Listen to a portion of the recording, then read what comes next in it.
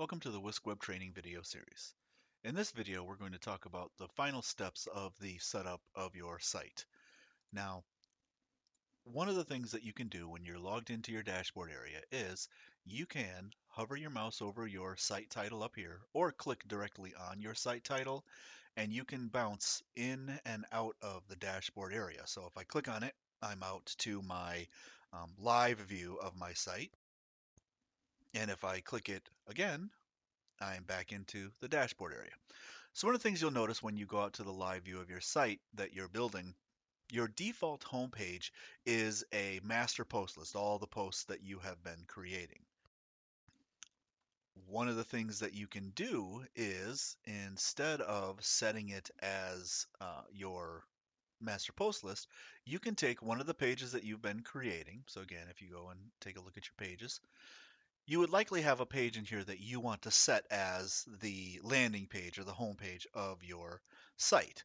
And to do that, what you can do is you can hover your mouse over appearance and click on customize, similar to what we had done in the first video where we were doing some of the footer and site identity and things like that. But what you would want to click on out here is homepage settings. And so you'll see the default is your latest posts. But let's click on the radio button for a static page. And in there, you will get a drop down for homepage. And then in there, what you'll do is you'll just choose one of the pages that you have created. Again, something that is pretty straightforward, home, about, main page, front page, something of that nature. And you will set that as your home page. Now, once you have that set, you can click on publish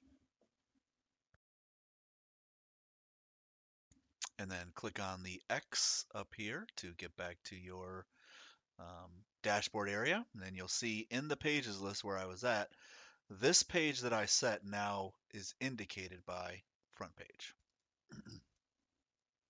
And to check that, we can just click on the little uh, site title up here, and that's what we have. There is our homepage. So now the next thing to talk about is how do you actually move people through your site? What do you do for navigation options? And so what we're going to do is we're going to actually create a menu for our top area, the main menu, if you will. We'll also talk about how to set your footer menu and also how to create a menu that will show up on page. So I'm going to go back into the dashboard area. I will hover my mouse over appearance, and now what you want to do is instead of clicking on customize, which is what we've been doing before, you want to click on menus.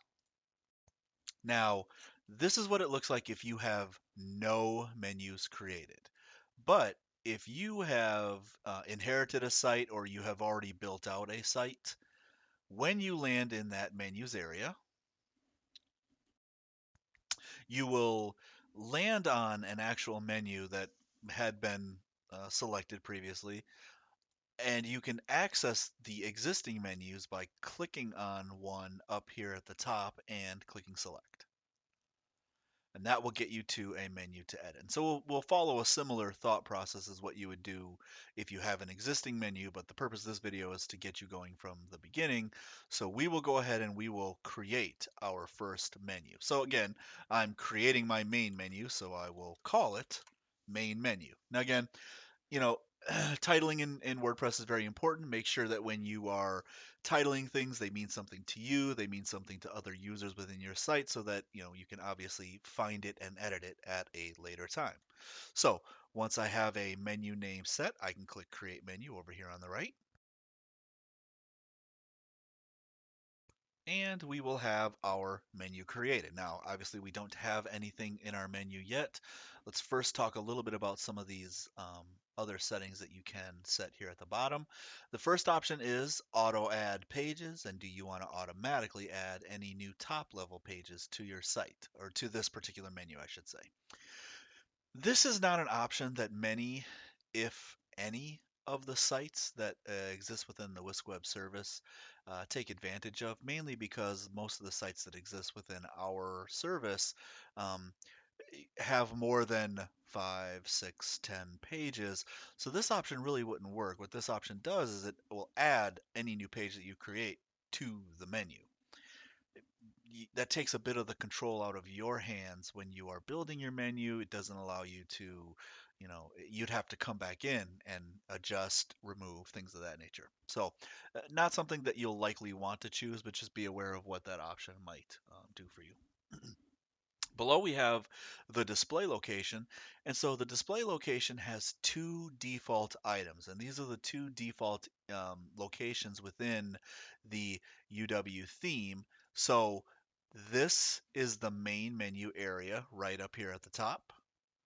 And then in the upper right corner, this is what's called the utility links menu. And so these are the two default menu areas. But again, remember, menus can appear in a lot of different ways. If you remember from the first video, you have a footer menu. You would not make either choice for this because this would come from a different location. Um, Menus can appear on page. So if I bounce back out here, this is a menu right here. If I go to features and page elements from our site, this is a menu, this is a menu, this is a menu. So menus can appear in several different locations. But for the purpose of this video, we are going to first set our main menu. So I'm going to click on that checkbox there. And now what I can do is over here on the left side where all of my items are listed, I can click into the checkboxes for those particular values and click add to menu. And once I've added them to the menu, I can do a few things with them. Well, first and foremost, I can reorder by just dragging and dropping. I can relabel these by clicking on this little drop down arrow here and title it something different.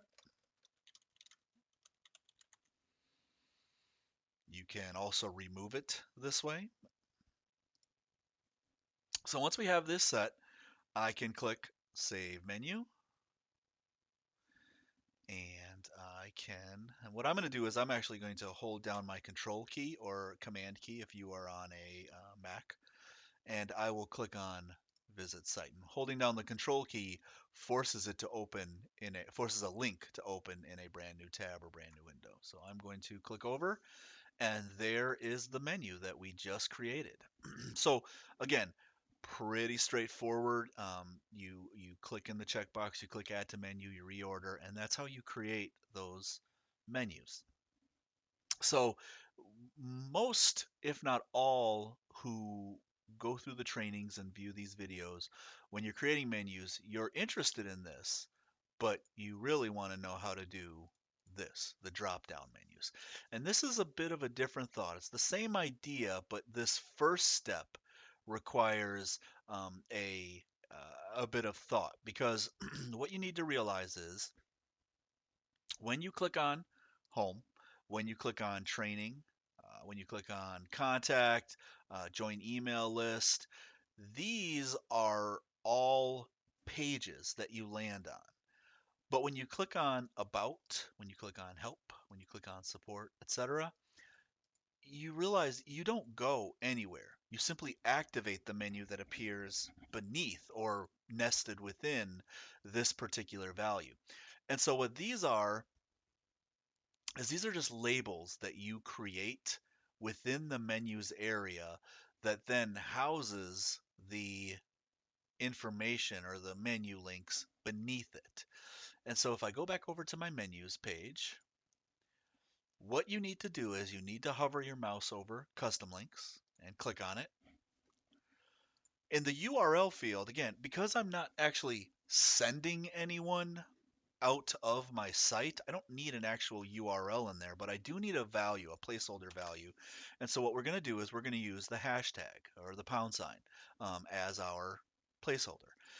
And then in the link text is simply going to be the label that you want to apply to this particular link. So to keep it simple, I will just call it subpages. And then once we have those two values set, I can click add to menu. You'll notice that it gets put at the bottom. Every link that you add from your menu items area will always go to the bottom of the list. So you might have to do some reordering and restructuring there. So I will pull this up here just so I can have it as the top item. And now to actually put menu items beneath it, I'm just going to add a couple pages again. And you drag, and you'll see this little offset right here. That is a sub item. And so now if I drop that there, and then I'll grab page 2, same idea, drop that in there. That's how you create that sub menu. So now what I'll do is I will click Save Menu, and then I will go back over to my preview page and I will refresh.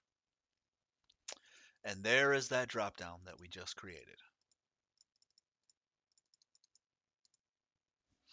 So again, pretty straightforward after the fact, not as easily done when we're first taking a look at this, but that's how you create those drop down menus. So just one more thing to touch on out of the menus area. Custom links is also the way that you can create external links. So if I wanted to create a link to, say, the grad school to put on my menu, I would have to put in the full URL and then give it some link text, give it a label, and then click Add to Menu. Now, when you are creating your menus, one of the things that people often do is they try to use a page as this drop down value right here. And the way that the theme is built, pages themselves can't be set. I shouldn't say that. Pages can be set as the values up here for the drop downs, but what you'll notice is this link won't go anywhere. So if I try to set page 1 as the linked page for this drop down, I'll save it, go back and refresh. You'll notice that page 1 is no longer clickable.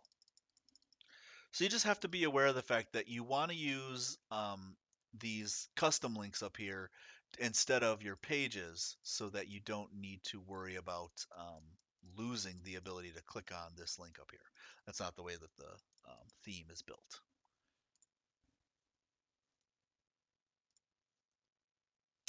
So now that you've created one menu, let's go ahead and make sure that I've saved this guy. I'll pull that back out of there. Let's go ahead and create a second menu. So I'm going to click on the create a new menu option right up here. I'm going to give it a name. I'm just going to call this quick links because we're going to do a couple of things with this. We're going to put this down in the footer area, and then we're also going to put this on page as well so you can see how that works. So I will give it its title, click create menu. I'm just going to add these 3 pages to it, nothing else exciting, just those 3 pages, reorder them. So page 1, page 2, and sample page. I will not be setting either of these links right here. So I will click Save Menu. And now what I can do is I can do 2 things. One is I can set it as my footer, which we'll do in a second here. And then secondly, we can set it as an on-page navigation. So let's talk a little bit first about how do you set it as your footer menu. So again, to access this, we have to go over to Customize, Appearance and Customize.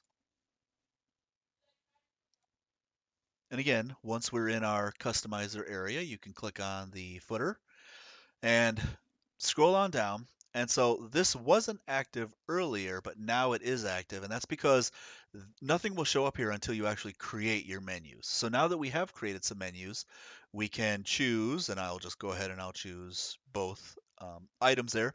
And so you can see that, main menu, quick links menu, you only get the option for 2 footers in your 2 menus in your footer, sorry. So I'll click publish, and then I will go over here and I will refresh the page. And there are your footer menus right there. So a couple of things to point out. First is notice that the footer menus automatically adopt the title of your menu as the header text down here. So you want to just make sure that you name this appropriately. You don't need to name it footer menu. That's a bit redundant. It's already in your footer and it's a menu. Call it something that's, a little more, appropriate. Quick links, additional links, things like that. And then notice also the spacing here, and this is because this menu has that drop down functionality. We're using the main menu. The main menu has this to it.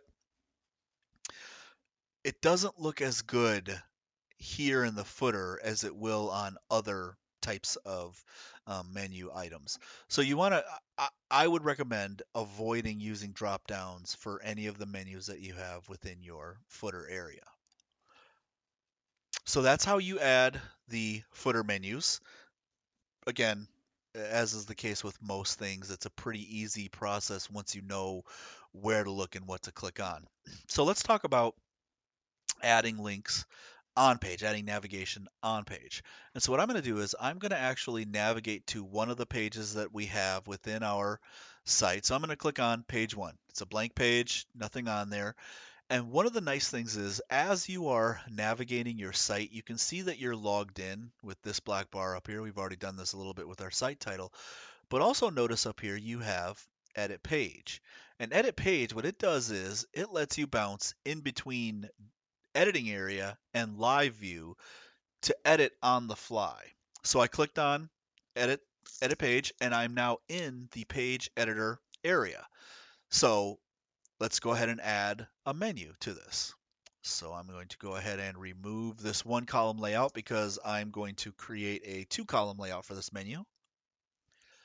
And primary content area, add content layout. Let's do a 2-column layout.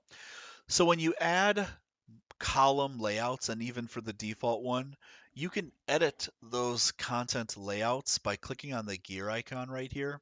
And the reason why you need to be aware of that is because the default for a 2-column layout is the 50-50 layout. And instead, I'm going to switch mine to 60-40. I want 60 left, 40 right. So I will set that. I can also set a headline for this. There you go. I set my exciting header headline value there. And then I'm going to hide this by clicking again on settings. All right, so now we need to add a couple of items to our content area. I'm going to click add page element, and I'm just going to add a text block on the left. We'll just put in some placeholder text in there. And then on the right, the page element that you want to use for your menu options is the group of links page element. And so the group of links page element does not automatically inherit a menu title. You can set that value if you so desire. So I will so desire. And then to actually set a menu that you have already created as the menu that you want to use, you need to click on the checkbox for use predefined menu. And then from there, you can choose the menus that you want to use. So I'll select my quick links menu, and then just so you can see what the difference is, I will also add the main menu as one. So you can kind of see what the differences are between a menu with no drop downs and a menu with some drop down in it. So we have those values set. I'm going to update my page, publish it essentially. And so now you get the message that says the page was updated, view page. I can click on this one or I can click on this one. So I'm going to click view page. And now what it does is it bounces me out to the live view of the page so I can check. And now you can see here's the quick links right there. Here's the main menu right there. The sub pages, the drop down works much nicer with the group of links option than it did with the um, footer menu option. So again, something to think about as you are building this out. And that does it for the WhiskWeb Beginners Training video series. A couple of things just to remember. You log in at whiskweb.wisc.edu, our service page. You use either the login in the upper right, or you can click on the login that's right here on the main menu. We have a number of resources underneath our resources menu. We have some campus resources as well as some other external resources, some things about accessibility. Campus resources has information about the campus photo library, a campus icon library. Um, Underneath features, this is where you have all of the various how-tos for our UW theme. And then, as always, you can get in touch with us. If you have any support issues, you can use our support form underneath help. Um, and let's see. Last thing, I guess, to just briefly say is remember the media library. You can access the media library proper over here on the left side by clicking on media. Remember, it's drag and drop. You just drag items up into the media library to place them, and you can then edit them as you see fit. If you have any questions, please don't hesitate to get in touch with us at cms-support at doit.wisc.edu. You can also email me directly at matt.goins@wisc.edu. So be sure to get in touch with us if you have any questions. Thanks a lot.